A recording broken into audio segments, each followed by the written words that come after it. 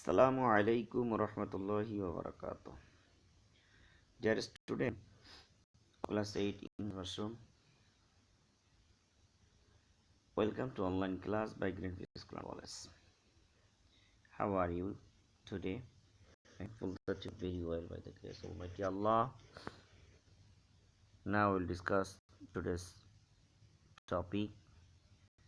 This topic is chapter 5, lesson 1 and 2.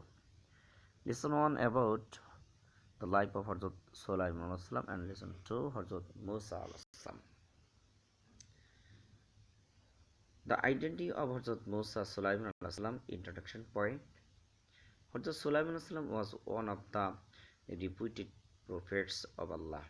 He was the youngest son of Hazrat Daud.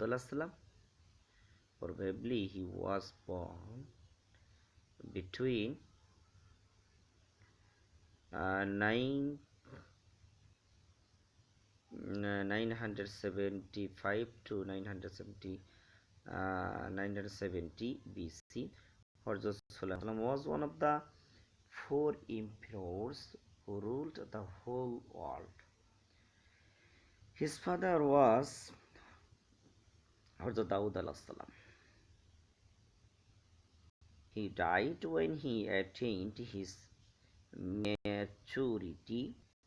Afterwards, Allah made his substitute and instantly confer on him prophethood and kingdom of the whole world. Okay. Now I will discuss the attaining miraculous power of Hazrat Sulaiman salam.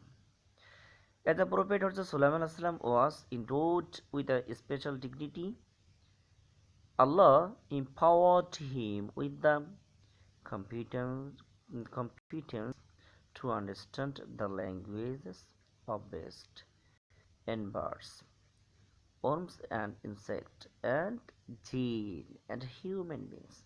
Allah the Most High pronounces. He, that Sulaiman said, O people, I have been taught the language of birds, and on me has been bestowed knowledge everything. This is indeed great manifest from Allah. Surah Naml, ayat number 16. Sulaiman ruled over a vast empire. To rule properly, precisely, he had to travel from place to place in his kingdom as a means of very swift communication. Allah gave him power to fly through the air. He made the wind subservient to him. Whenever he needed to go, wherever he ordered the wind, and accordingly the wind instantly took him on his huge throne, and with his manpower to his described places. Allah the Most High says, Wali Sulaiman Rihu Guduwu Ha Shahru wa Warawahu Ha Shahar. That means I subjected the wind to Sulaiman. In the morning he would cover 1 month distance and another month distance in one evening. Allah also made Hazrat Sulaiman rule over a group of jinns. They used to deep into the deep sea to face pearls for Hazrat Sulaiman. Besides, they were impolite. In other words, for instance, they used to build high-rise houses, calves as big as Keystone.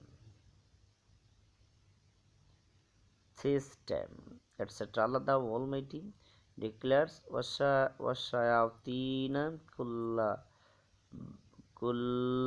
banna'i wa gawwas. That means I subjected the evil spirit who were all builders and drives.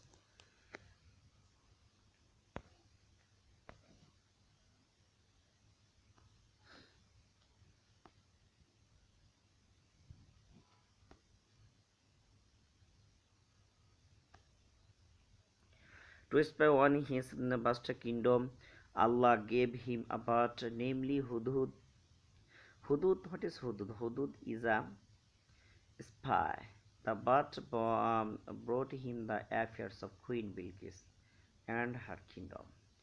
All of these are indication of his mystic and magical power. His power of judgment of Hazrat Sulaiman alayhi salam. Hazrat Sulaiman alayhi salam's knowledge, wisdom, prudence were very keen. He was endowed with the power to judge precisely. He was very intelligent and wise since his childhood. Once it once it so happened the two mothers claimed the ownership of a single child. So they came to Hazrat Dawood alayhi salam for justice. Hazrat Sulaiman alayhi salam was there observing the proceeding.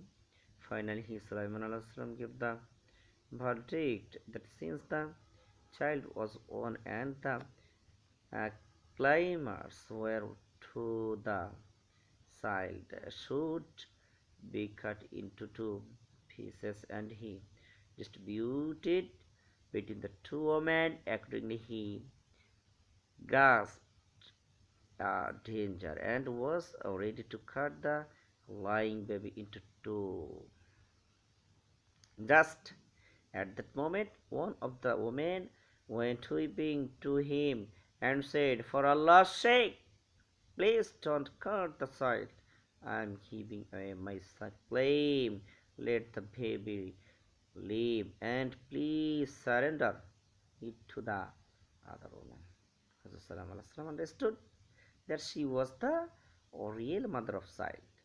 So he gave it to her and punished the other woman as the restored to a false claim.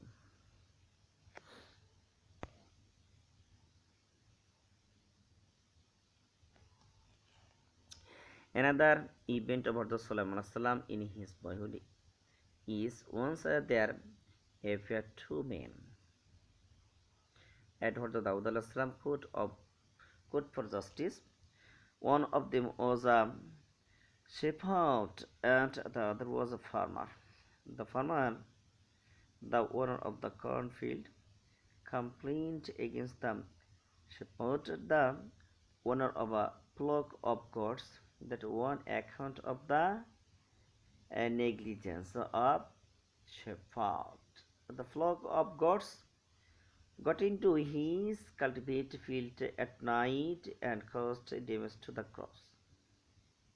After testifying the truth, Hazrat Dawood gave verdict that the owner of the flock of goats had to hand over all his goods to the owner of cornfield, while leaving the court with the order on their way home. The complainant and the accused happened to meet Hazrat Sulaiman. After hearing all this, he said that he would just differently and that would be helpful to both. When Hazrat Sulaiman expressed this to his father asked him what would be better than this. Hazrat Sulaiman answered, "You should give all goods to the owner of the cornfield. Let him be benefit with their milk wool, etc., and let the corn field be handed over to the owner of the gods. He will cultivate and produce crops when the cornfield cornfield will appear as it was before the damage. He will return it to its owner. Hazrat Daud agreed with his verdict and ordered to execute it. Okay.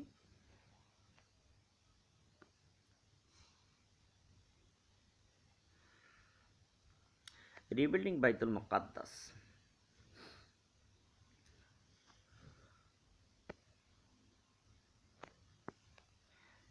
Before completing the rebuilding of Baitul Muqaddas, or the Sulaiman al-Salam father, or the Dawud al-Salam passed away before his death, he prayed to Allah, "O Allah, get revealed my son."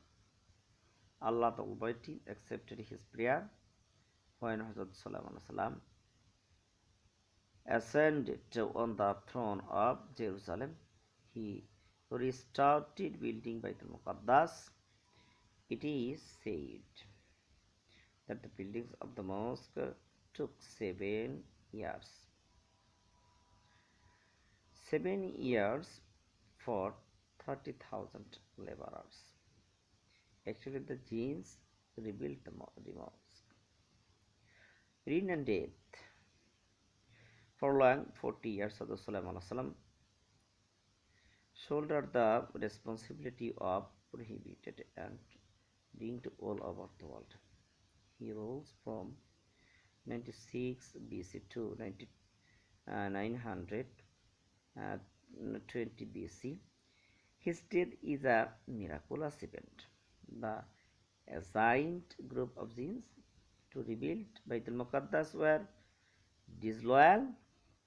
They worked only because they feared for the Sulaiman alayhi salam.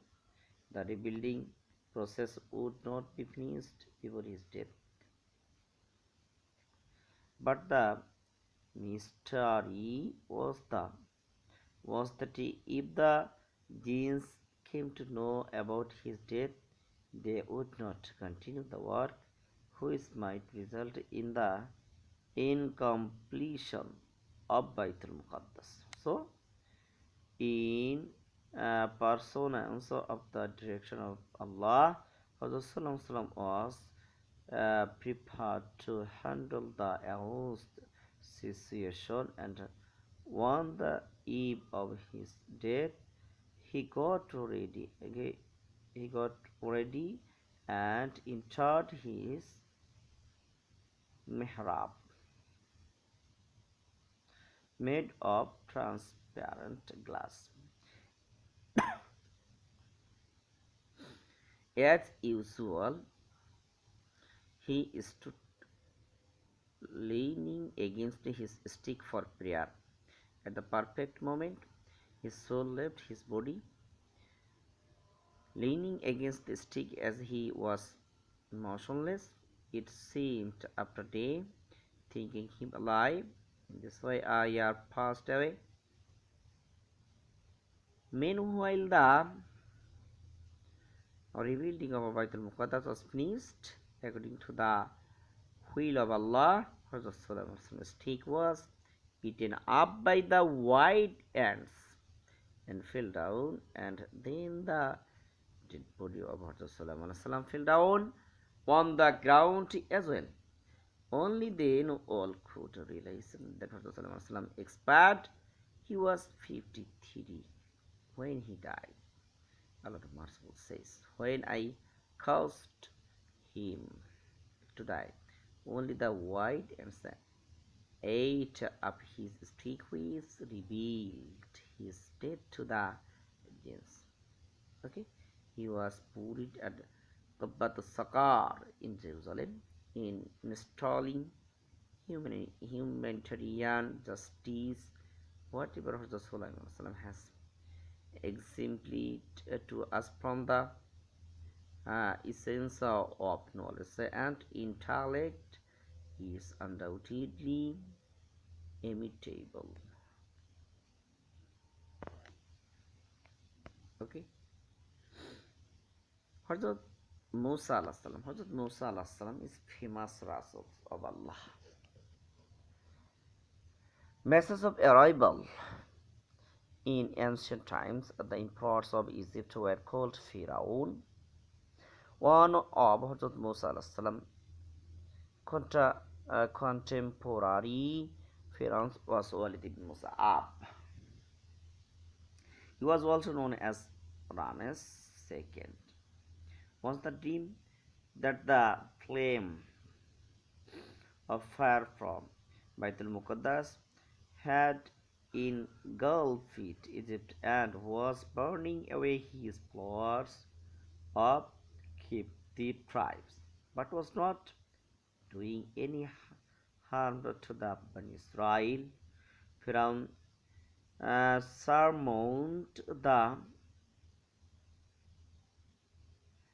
summoned the oracles of his kingdom and demanded the explanation of his dream.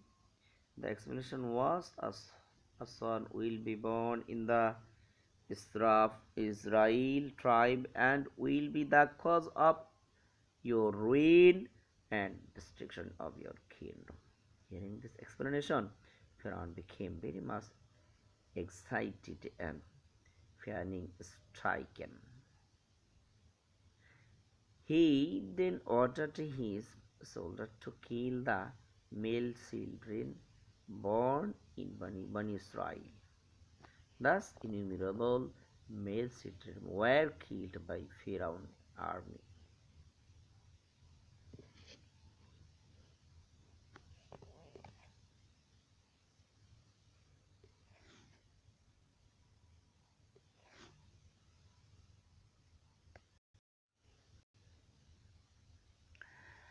Birth of Hazrat Musa alayhi salam. In such a critical period, Hazrat Musa alayhi salam was born, but for the unlimited glory of Allah, the Pharaoh army could not know this news. On the other hand, Hazrat Musa alayhi salam mother became afraid. Under the circumstances, in the name of Allah, his mother locked Hazrat Musa alayhi salam into a chest and let the chest flow down the Nile River. How graceful Allah is!